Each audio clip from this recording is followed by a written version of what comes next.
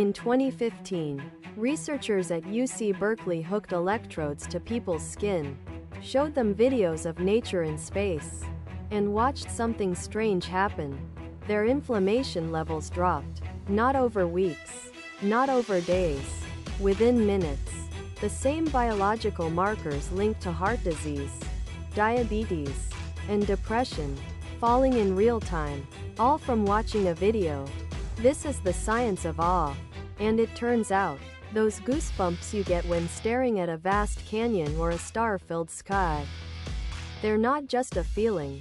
They're a measurable, physiological event that rewires your nervous system, alters your immune response, and distorts your perception of time itself. For decades, emotions like fear and happiness dominated psychology research. Awe was considered too vague, too spiritual, too hard to pin down.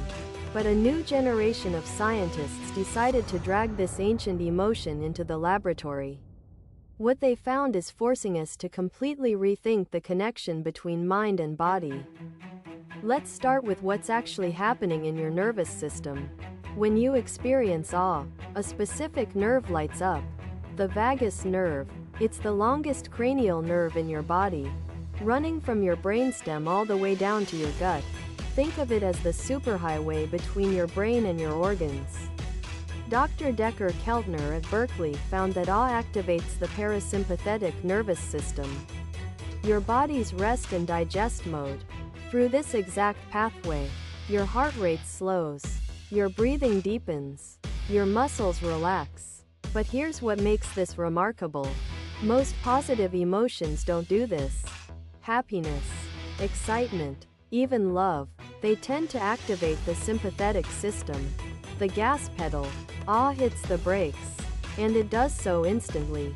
Researchers measured this by showing participants awe-inducing clips, vast landscapes, cosmic imagery, time-lapse sequences of nature. Within seconds, vagal tone increased. The body shifted into a state usually achieved through meditation or deep sleep. But here's where the story gets stranger. That vagus nerve activation? It's just the beginning of a cascade that reaches all the way into your bloodstream. In 2015, Jennifer Steller and her team published a study that shocked the medical community. They measured something called interleukin-6 in participants' saliva.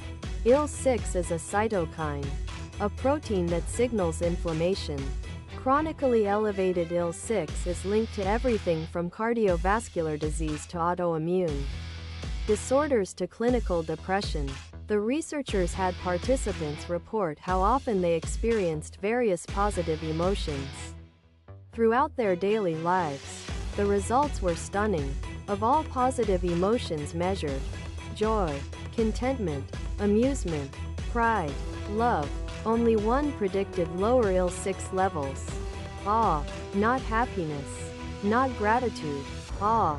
People who regularly experienced awe had significantly lower inflammatory markers. Now think about that for a moment. We spend billions on anti-inflammatory drugs. We obsess over diet and exercise. And here's an emotion. Free, accessible, no prescription required. That appears to reduce the same biological markers we're desperately trying to control. But why? Why would an emotion that makes you feel small in the face of something vast actually improve your physical health? The answer lies in a phenomenon researchers call the small self. Here's something counterintuitive. Feeling insignificant is good for you. Psychologists Piercarlo Valdizzolo and Jesse Graham designed experiments to measure exactly how awe affects our sense of self.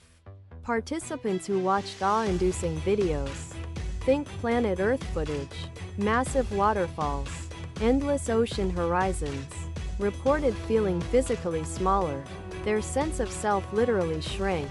But here's the twist: this small self-effect came with profound benefits.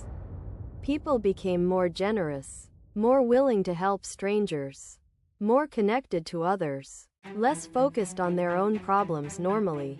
When we feel small, we feel threatened, powerless, But awe creates a different kind of smallness. It's not that you don't matter. It's that your individual concerns suddenly seem less overwhelming when placed against the backdrop of something vast. Your anxieties about tomorrow's meeting, your frustration with traffic, your endless mental to-do list, they don't disappear. They just shrink. And scientists believe this perspective shift might explain why awe reduces inflammation. Chronic stress, the kind driven by ego-focused rumination, keeps cortisol elevated. The small self interrupts that cycle. But we haven't even discussed the strangest finding yet. What awe does to time. Have you ever stood at the edge of something massive and felt time slow down? Turns out, that's not just poetry. Researchers Melanie Rudd and Jennifer Ocker designed clever experiments to test whether awe actually alters time perception. Participants watched either ordinary footage or awe-inducing clips. Then they were asked to estimate how much time had passed. Those who experienced awe consistently overestimated duration. The same 3 minutes felt longer. Time expanded. But here's what's really interesting. This wasn't just subjective. It changed behavior. People experiencing awe became more patient, more willing to volunteer their time, less materialistic. They reported feeling like they had more time available in their lives. Not because anything had actually changed, but because their perception shifted. The researchers called this time abundance. And they could induce it reliably. Just by showing people something vast. Think about the implications. We live in an age of chronic time poverty. Never enough hours. Always rushing. Always behind. And here's a psychological intervention that makes people feel richer in time. Simply by triggering an emotion our ancestors experienced every night just by looking up at the stars. So what's happening in the brain during all of this? Neuroimaging studies reveal that awe dampens activity in the default mode network, the brain regions associated with self-referential thinking. Your inner narrator quiets down. The voice that constantly evaluates, judges, and worries gets turned down.